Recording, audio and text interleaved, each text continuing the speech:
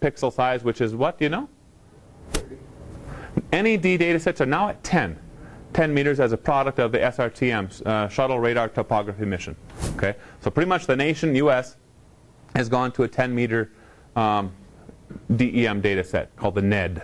Okay, by the way, if folks want to use a seamless statewide national elevation data set for the state of Idaho, the NED data set, we are serving those as image services from one of our big servers. Stream that right in.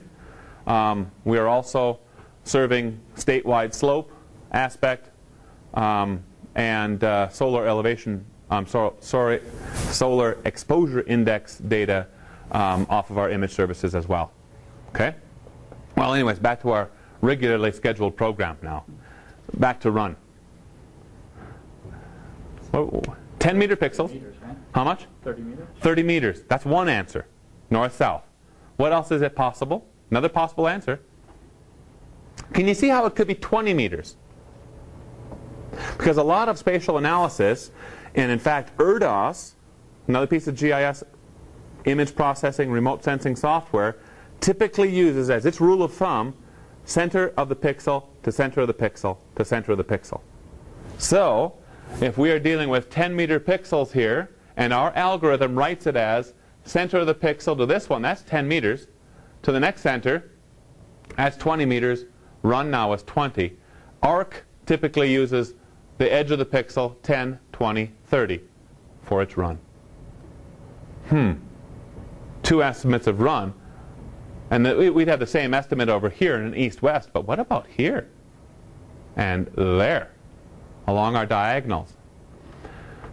So we'd have 4 estimates of run, based on if we want to go center to pixel, or full length of the pixels, full distance of the pixels. And then we, of course, would have an answer this way, which would be the same as this. But then do we want to go center of pixel to center of pixel again? So we have all these different estimates for both rise and run. Holy smokes, right? Well, let's talk a little bit more about slope. This is some more examples of our slope calculations, how they're actually performed.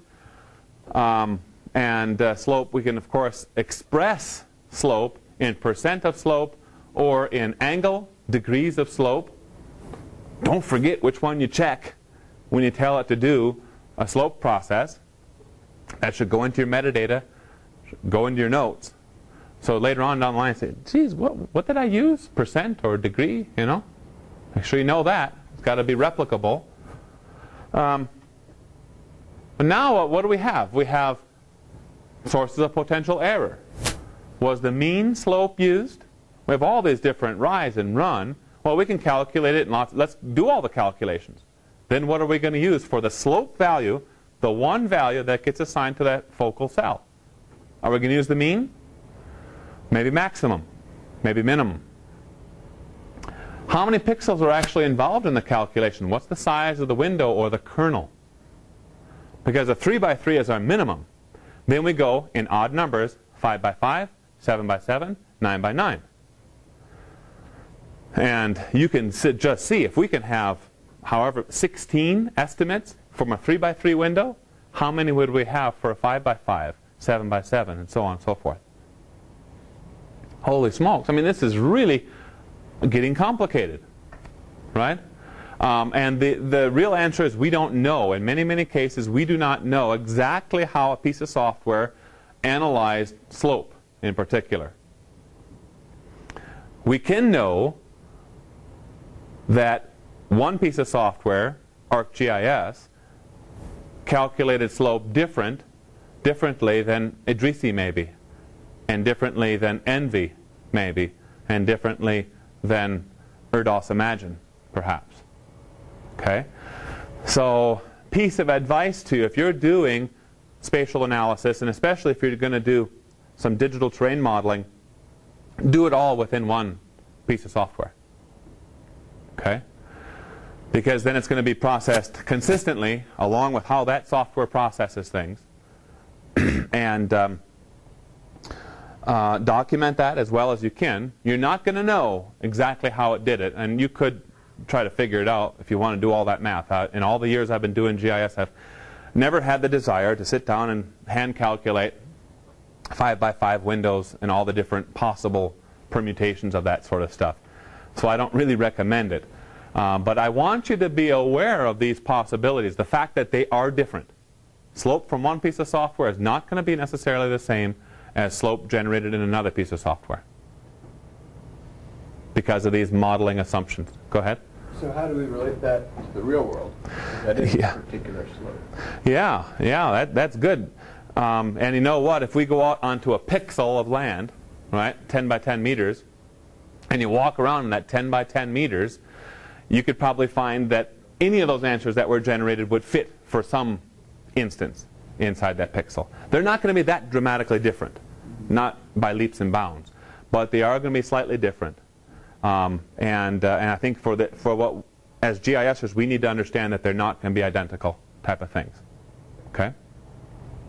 But they are going to be fairly close. And most of the time, they will not use just a 3x3 window. Most of them will not do that. There'll be many more than that. Oh, also, by the way, I should let you know that not all windows are rectangular or square. There's a lot of applications that will be using diamond-shaped, if you want to call it that. So the window would be, let's say, this 3x3 plus another pixel on the top right here, another pixel here, another pixel here, and another pixel there. And you see kind of how that would then draw out a diamond type of shape. Okay? So that even makes it more complex. Okay? So don't worry, I guess, about deriving the math yourself. Just understand that things are different on different pieces of software. Let's move along and talk about aspect.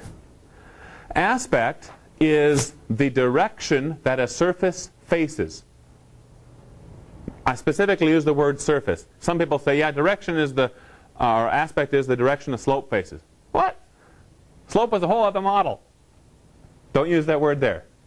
Okay, this is all surface analysis. Okay, so specifically, watch that lingo in our GIS world here. But that's what it is. The direction that a surface faces. Again, example shows a 3x3 kernel, 3x3 window. We're going to address the focal cell. And then what would happen after we address that individual focal cell is we would reassume the roving window technique, go to the next one, look at its 3x3, 8 or 9 adjacent pixels, calculate aspect for it, keep moving with this roving window technique till we finish out the entire raster. And what we do, the question that's asked of in this kernel is this pixel relative to the focal cell higher or lower in elevation? See that? So the answer is it's higher. We give a plus, let's say, just for visualization purposes. It's higher. This one's higher. This one's higher. This one's higher. Of course, the focal cell is equal to itself. This one's lower. This one over here is higher. And these other two are lower in elevation in contrast to the focal cell. If we were going to then assign some cardinality, north, south, east, west, southeast, whatever, what would the aspect of this focal cell be? Can you visualize that, what that would be? What would the aspect be?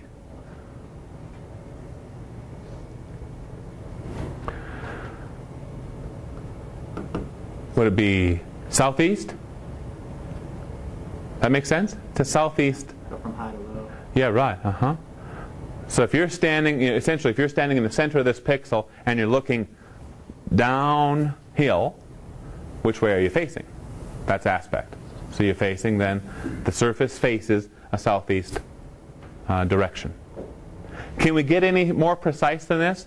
Can we say that it is 115 degrees, 130 degrees, 140, anything like that? Can we do that? Not with a 3x3, we can't. We'd have to expand it, 5x5, 7x7, those sorts of things.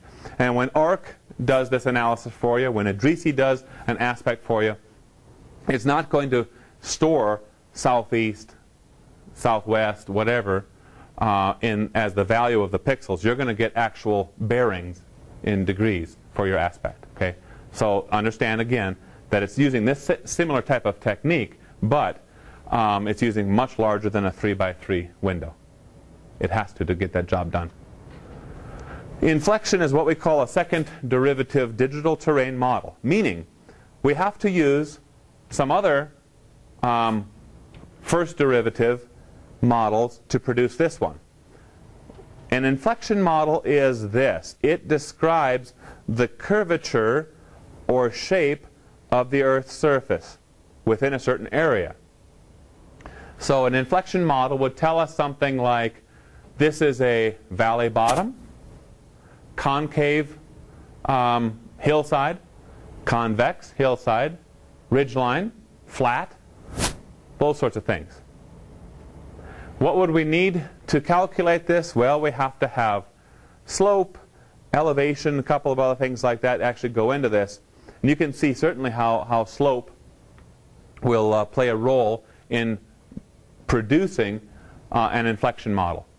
So slope, remember, is a first derivative. We have to use slope then to come up with this one. Then that's why inflection models are called second derivatives.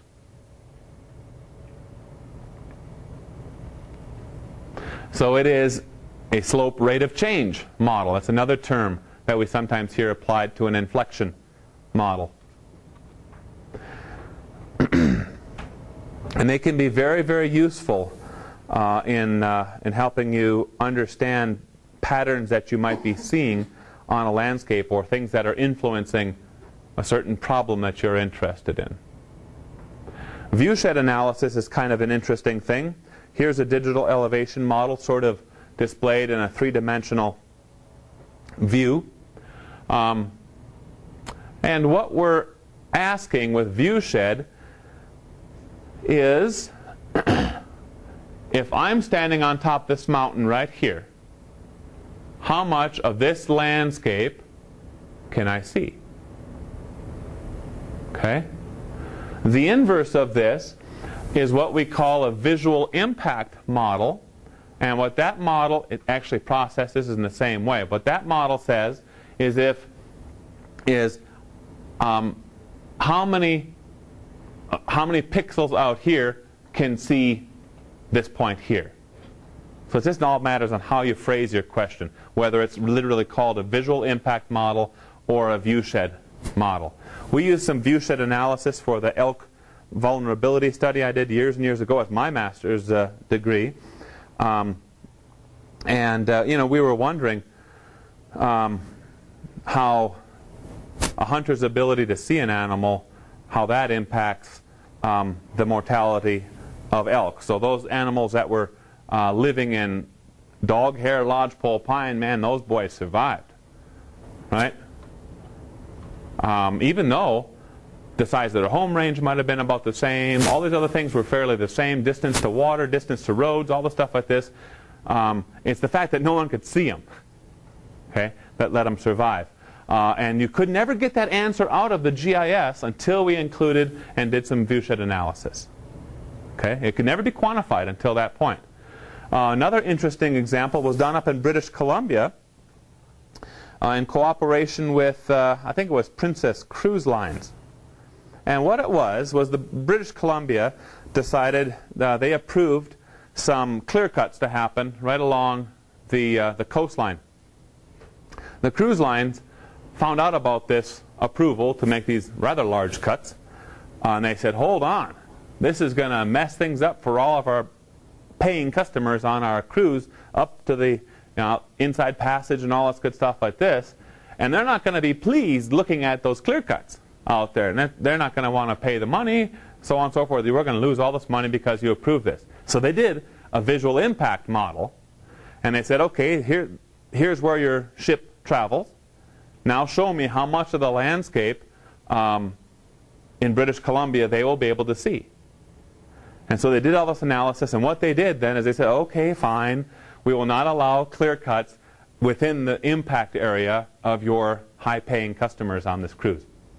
And they moved them to just on the other side of the mountain. Okay? Another example of viewshed analysis, visual impact analysis using DEMs. Analytical hill shading, something like this, gives us kind of a neat look. It's kind of a